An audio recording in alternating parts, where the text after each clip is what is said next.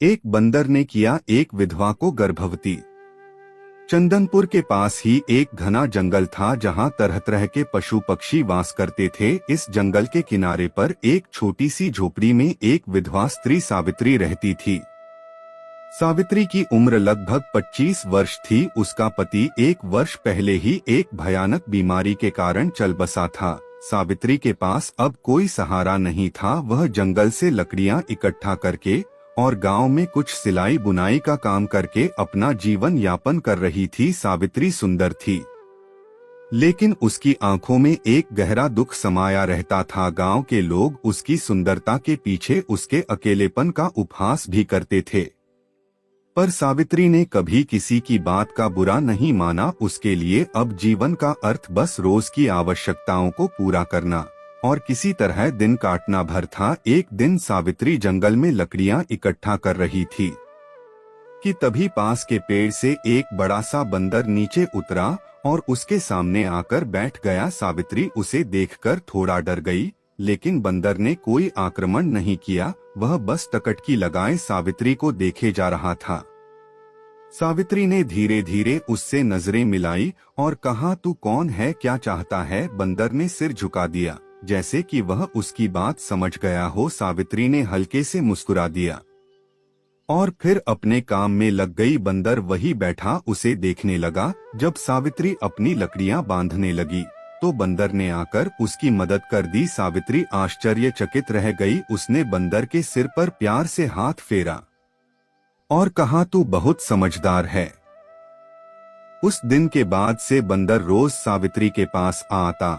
वह उसके लिए फल लाता, उसके कामों में मदद करता और कभी कभी उसके साथ झोपड़ी के सामने बैठकर सांझ तक खेलता रहता। सावित्री के जीवन में एक नया रंग भर गया था। उसके होठों पर मुस्कान लौट आई थी। समय बीतता गया और सावित्री और बंदर के बीच एक अनोखा रिश्ता पनपने लगा। सावित्री जब अकेली होती तो बंदर उसे हंसाने की कोशिश करता। जब वह उदास होती तो वह उसके पास आकर उसके कंधे पर सिर रखकर बैठ जाता। सावित्री भी अब उसे अपने परिवार का हिस्सा मानने लगी थी। एक रात सावित्री अपनी झोपड़ी के बाहर बैठी चांदनी रात का आनंद ले रही थी।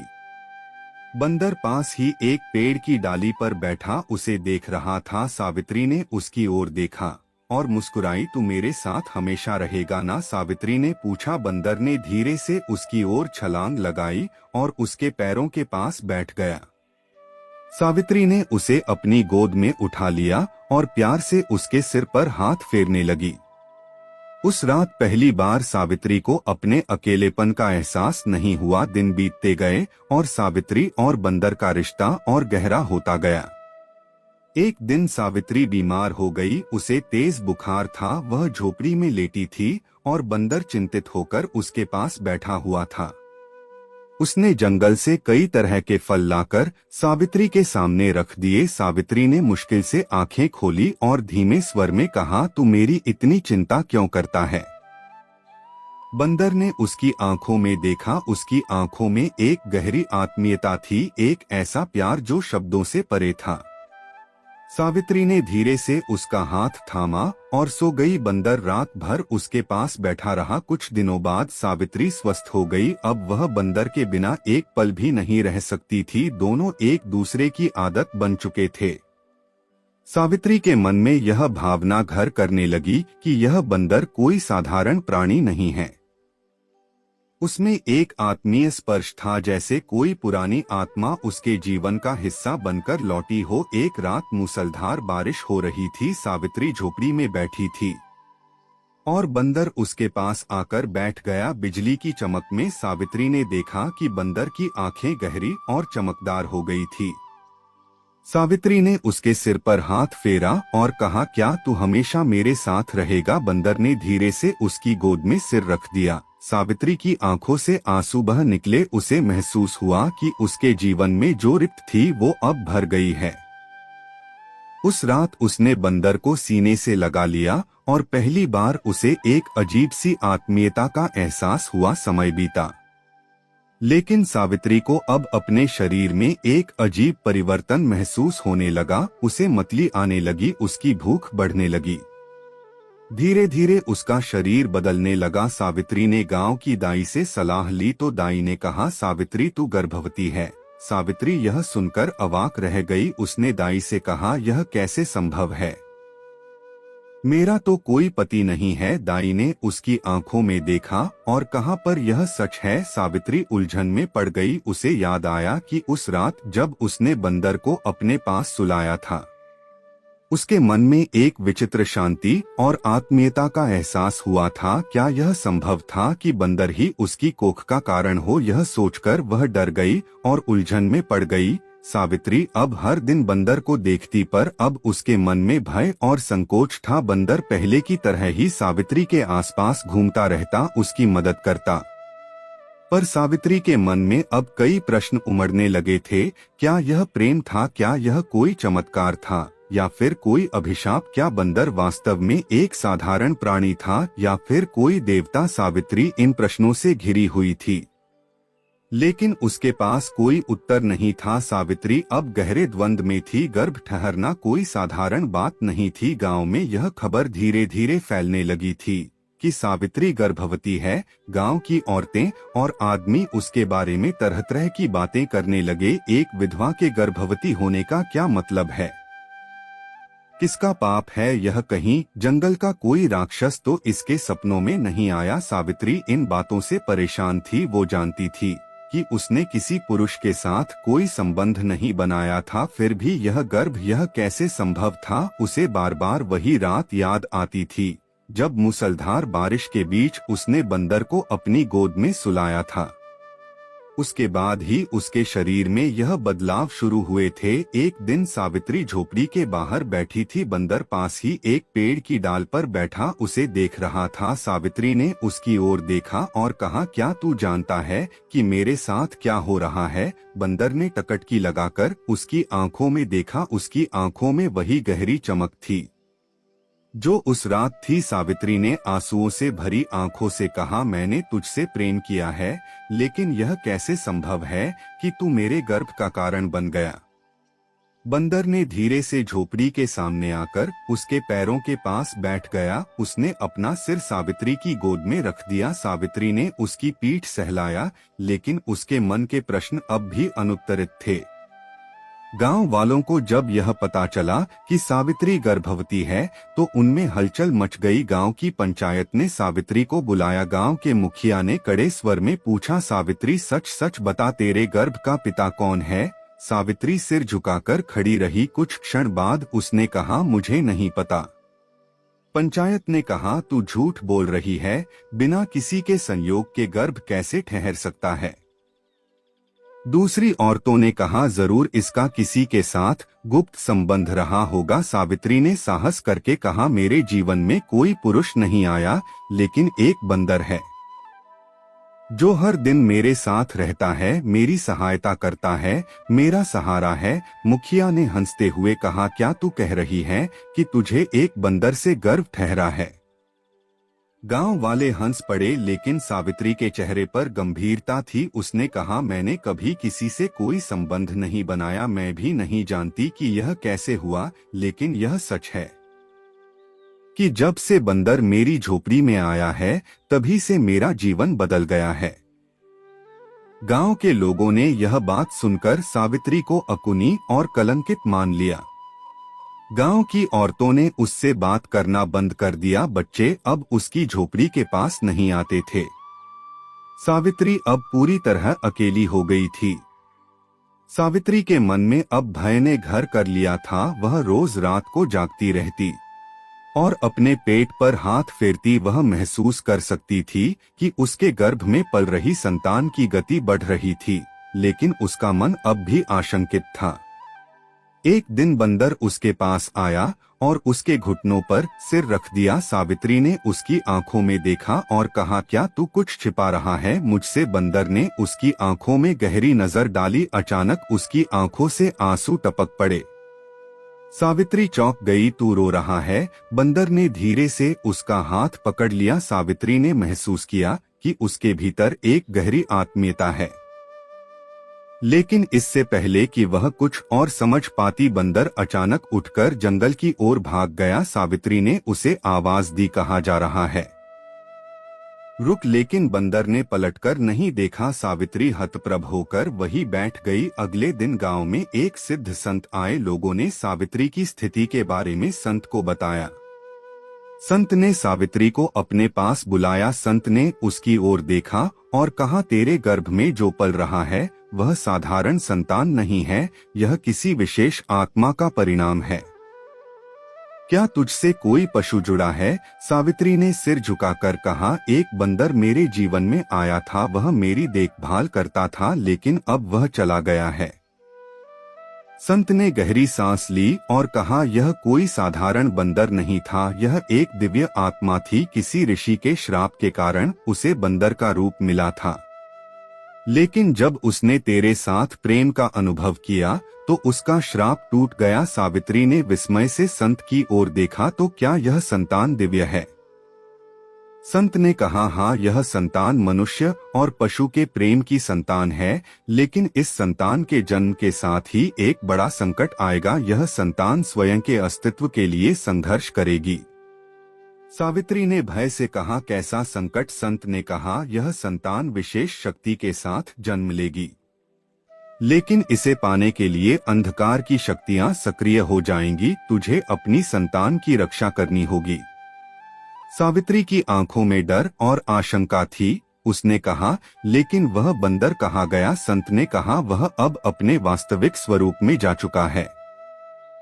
वह अब देवत्व को प्राप्त कर चुका है, लेकिन जब संकट आएगा तो वह अवश्य लौटेगा। समय बीतता गया। सावित्री के गर्भ का आकार बढ़ता गया।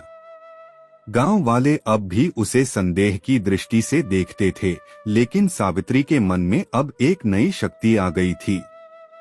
उसे विश्वास था कि वह अपने बच्चे की रक्षा करेगी। फिर एक दिन सावित्री जंगल में लकड़ियां इकट्ठा करने गई। तभी अचानक घने पेड़ों के बीच से एक डरावनी आवाज आई। सावित्री ने देखा कि सामने एक विशाल काला नाग फन फैलाए खड़ा था। सावित्री ने भयभीत होकर पीछे हटना चाहा, लेकिन नाग उसकी ओर बढ़ने लगा। सावित्री ने घबराकर आंखें बंद कर ली। तभी अचानक हवा में एक हलचल हुई। सावित्री ने आंखें खोली तो देखा कि सामने वही बंदर खड़ा था, लेकिन इस बार उसकी आंखों में एक तेज चमक थी। वह काले नाग की ओर उछला और उसे जोर से धक्का दिया। नाग ने फूंक मारी और अंधकार में गायब हो गया। सावित्री ने कांपते हुए बंदर की ओर देखा।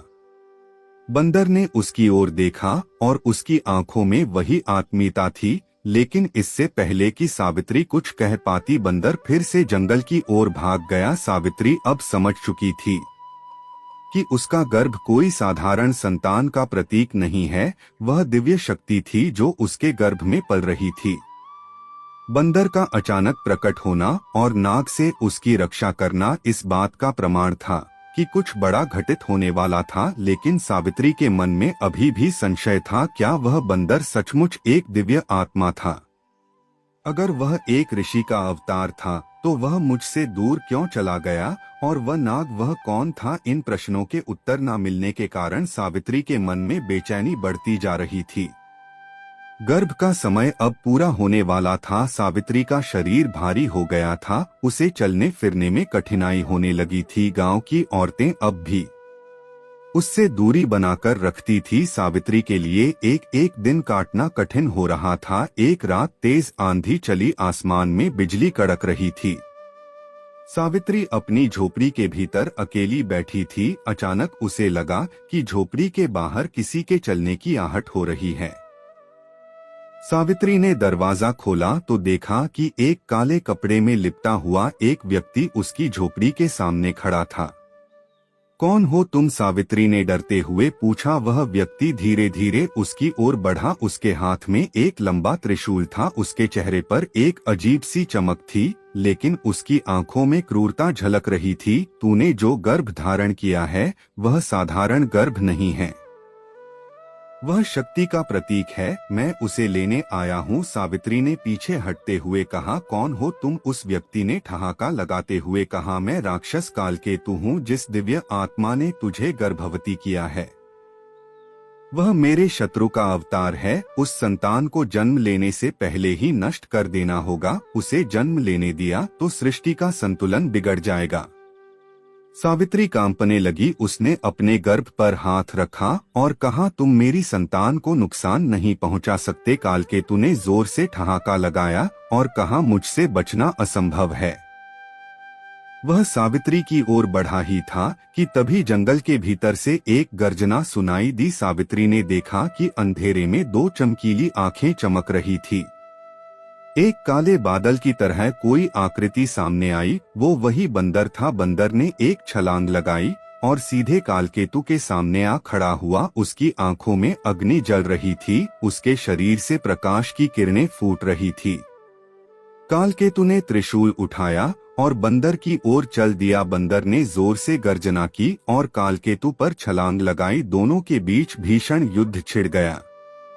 सावित्री भयभीत होकर अपनी झोपड़ी के द्वार पर खड़ी सब कुछ देख रही थी। बंदर ने अपनी पूंछ से कालकेतु के त्रिशूल को जकड़ लिया और उसे हवा में उछाल दिया। कालकेतु ने क्रोध में आकर बंदर पर प्रहार किया, लेकिन बंदर ने बड़ी फुर्ती से वार को टाल दिया।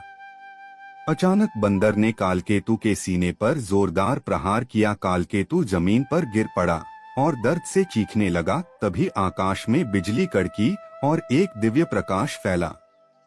कालकेतु का शरीर जलने लगा और वह धुएं में बदलकर अदृश्य हो गया। बंदर ने सावित्री की ओर देखा। उसकी आंखों में एक गहरी शांति थी। सावित्री ने डरते हुए कहा, तू कौन है?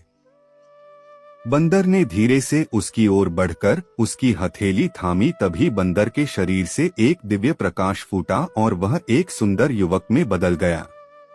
सावित्री हतप्रभ रह गई। उसके सामने एक सुंदर दिव्य युवक खड़ा था। उसके शरीर से तेज स्विता झलक रही थी। उसकी आंखों में करुणा और प्रेम की गहराई थी। मैं कोई साधारण बंदर नहीं था सावित्री, मैं ऋषि अत्रि का पुत्र हूँ। मेरे ऊपर श्राप था कि जब तक मैं एक स्त्री के प्रेम की परीक्षा नहीं दूंगा तब तक मुझे पशु योनि में रहना होगा। सावित्री ने हैरानी से पूछा, तो फिर तूने मुझसे प्रेम क्यों किया? उस युवक ने कहा, क्योंकि तेरा प्रेम निश्चल और निस्वार्थ था। तूने मुझसे बिना किसी लालच के प्रेम किया, यही कारण है कि मेरा श्राप समाप्त हुआ। लेकिन अब एक नई परीक्षा सामने है। सावित्री ने चौंककर पूछा, कैसी परीक्षा? युवक ने कहा, तेरे गर्भ में पल रही संतान कोई साधारण संतान नहीं है। वह सृष्टि के संतुलन का प्रतीक है, लेकिन कालकेतु के साथ ही अभी भी सक्रिय है। वे उस संतान को जन्म लेने से रोकने की कोशिश करेंगे। तुझे इसकी रक्षा करनी होगी। सावित्री ने युवक का हाथ थामा और कहा, लेकिन तूने मुझे अकेला क्यों छोड़ दिया था? युवक ने कहा, मैंने तुझे इसलिए छोड़ा ताकि तेरा प्रेम सच्चा साबित हो सके। मैं जानना चाहता था कि तू मेरे बिना भी अपनी संतान की रक्षा करेगी या नहीं, और तूने साबित कर दिया कि तू सच्ची संगिनी है। सावित्री की आंखों से आंसू बह निकले। उसने युवक के सीने से लगकर कहा, मैं तुझे कभी जाने नहीं दूंगी। युवक ने कहा, अब मैं तुझे कभी छोड़कर नहीं जाऊंगा, लेकिन तेरे गर्भ की रक्षा के लिए मुझे एक बार फिर अपने दिव्य स्वरूप में जाना होगा। मैं तब लौटूंगा जब तेरे और तेरे गर्भ के जीवन पर खतरा मंडरा आएगा। सावित्री ने घबराकर कहा, लेकिन अगर तू चला गया तो मैं अकेली कैसे रहूंगी? युवक ने उसके चेहरे को दोनों हाथों में लेकर कहा, तेरे मन में जो शक्ति है वही तेरी रक्षा करेगी। मैं तेरे साथ सदा रहूंगा, भले ही तू मुझे देख ना सके। युवक ने धीरे से सावित्री का हाथ छोड़ा और फिर से एक तेज प्रकाश में बदलकर बंदर के रूप में लौट आया। बंदर ने सावित्री की ओर अंतिम बार प्रेम से देखा और जंगल की ओर दौड़ गया। सावित्री वही बैठी रही। उसके मन में भय और प्रेम दोनों का मिश्रण था। वह जानती थी कि जो संतान उसके गर्भ में पल रही थी, वह अब केवल उसका भाग्य नहीं थी, वह संतान सृष्टि के भविष्य की रक्षक थी। सावित्री के गर्भ का समय पूरा हो रहा था। उसके शरीर में हलचल बढ़ने लगी थी। गांव के लोग अब भी उसे शंका की नजरों से देखते थे, लेकिन सावित्री के मन में अब कोई भय नहीं था। उसे विश्वास था कि उसकी संतान का जन्म एक दिव्य उद्देश्य के लिए हो रहा है। एक रात सावित्री को सपना आया। उसने देखा कि एक गहरी गुफा के भीतर एक बड़ा काला नाग उसकी संतान को निगलने की कोशिश कर रहा है। तभी अचानक एक तेज रोशनी हुई और एक सुनहरा बंदर उस नाग पर टूट पड़ा। नाग ने जोर से फुंफुकार मारी और अंधकार में गायब हो गया। सावित्री ने उस बंदर की ओर देखा तो वो एक सुंदर युवक में बदल गया। युवक ने सावित्री की ओर देखा और कहा, समय आ गया है, तुझे अपने भाग्य का सामना करना होगा। सावित्री की आंखें खुल गई, उसका हृदय तेजी से धड़क रहा था। उसने अपने पेट पर हाथ रखा और महसूस किया कि शिशु की गति तेज हो रही है। उसने सोचा अब समय निकट है। सुबह होते ही गांव में अजीब सी हलचल मच गई। आसमान में अंधकार छा गया। पेड़ तेजी से हिलने लगे, पक्षी डर के मारे इधर उधर उड़ने लगे। सावित्री झोपड़ी के बाहर आई तो देखा कि गांव के बाहर एक काली आकृति खड़ी थी। वह कालकेतु था। उसकी लाल आंखों में क्रोध की ज्वाला जल रही थी। उसने गरजते हुए कहा, मैं वापस आ गया हूँ। तेरे गर्भ की संतान को मैं जन्म लेने नहीं दूंगा। सावित्री ने साहस से कहा, तू मेरी संतान को छू भी नहीं सकता। कालकेतु ने जोर से ठहाका लगाया, तू अकेली क्या कर सकती है?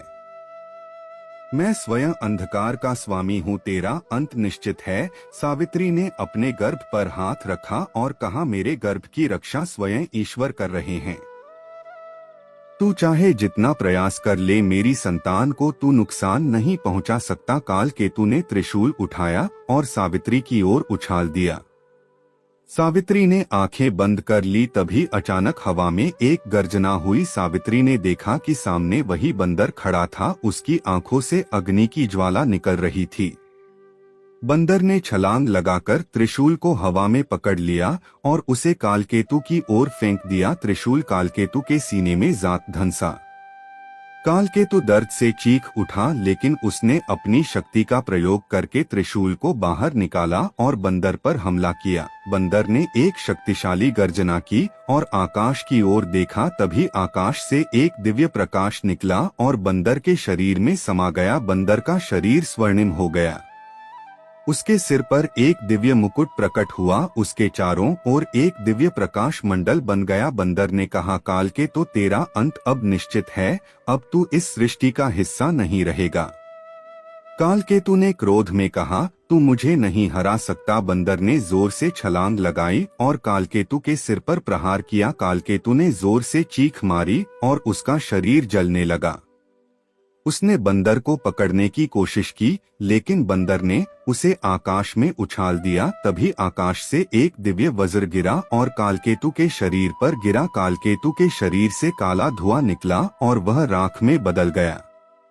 सावित्री ने देखा कि बंदर अब धीरे धीरे उसके पास आ रहा था। उसकी आंखों में प्रेम और शांति का भाव था। बंदर ने उसके हाथ को छुआ और कहा, अब तुझे अपने भाग्य का सामना करना है। सावित्री को अचानक तेज पीड़ा का अनुभव हुआ। वह जमीन पर बैठ गई। बंदर ने उसके सिर पर हाथ रखा। सावित्री को लगा जैसे एक दिव्य शक्ति उसके भीतर प्रवेश कर रही है। धीरे धीरे उसके दर्द के बीच एक मधुर रोशनी प्रकट हुई। एक शिशु के रोने की आवाज सुनाई दी। सावित्री ने देखा कि उसकी गोद में एक दिव्य बालक था। उसके मस्तक पर एक चमकीला चिन्ह था। ओम का चिन्ह। उसके शरीर से स्वर्णिम प्रकाश निकल रहा था। बंदर ने उस बालक को देखा और कहा, यह संतान मानव और देवत्व के मिलन का प्रतीक है। यह भविष्य में सत्य और धर्म की स्थापना करेगा। इसकी रक्षा करना तेरा कर्तव्य है। सावित्री ने प्रेम से बालक को अपनी गोद में लिया और कहा, मैं इसकी रक्षा करूंगी। बंदर ने मुस्कुराते हुए कहा, अब मेरा कार्य पूर्ण हुआ। सावित्री ने घबराकर कहा, अब तू मुझे छोड़कर मत जा। बंदर ने कहा, अब मुझे अपने वास्तविक स्वरूप में लौटना है, लेकिन जब तुझे मेरी आवश्यकता होगी मैं अवश्य लौटूंगा। सावित्री की आंखों से आंसू बह निकले। उसने कहा, तू कौन है? बंदर ने कहा, मैं ऋषि अत्रि का पुत्र हूँ, लेकिन अब मैं तुम्हारे जीवन का रक्षक बन चुका हूँ। जब इस बालक पर संकट आएगा मैं अवश्य आऊंगा। सावित्री ने बालक को गोद में लिया और कहा, मैं जानती हूँ कि तू मुझे कभी अकेला नहीं छोड़ेगा। बंदर ने उसकी ओर प्रेम से देखा और धीरे धीरे स्वर्णिम प्रकाश में लुप्त हो गया। सावित्री ने आसमान की ओर देखा और महसूस किया कि अब उसका जीवन एक नई दिशा में बढ़ चुका था। सावित्री ने उस संतान का नाम अनिरुद्ध रखा। वह बालक असाधारण था, उसके शरीर से दिव्य आभा निकलती थी। गांव के लोग जो पहले सावित्री को कलंक मानते थे, अब उसे देवी की तरह पूजने लगे थे। सावित्री ने अनिरुद्ध का पालन पोषण अत्यंत प्रेम और साहस के साथ किया। उसे विश्वास था कि जिस दिन उसके पुत्र के सामने कोई संकट आएगा, उस दिन वही दिव्य बंदर उसके सहारे के लिए लौटेगा। बंदर का प्रेम अब सावित्री के जीवन का अभिन्न हिस्सा बन चुका था। प्रेम, त्याग और दिव्यता की यह कथा युगों युगों तक लोगों को प्रेरित करती रही। अगर वीडियो अच्छा लगा हो तो वीडियो को लाइक और चैनल को सब्सक्राइब जरूर कर लीजिएगा। मिलते हैं अगली वीडियो में। जय महाकाल, हर हर महादेव।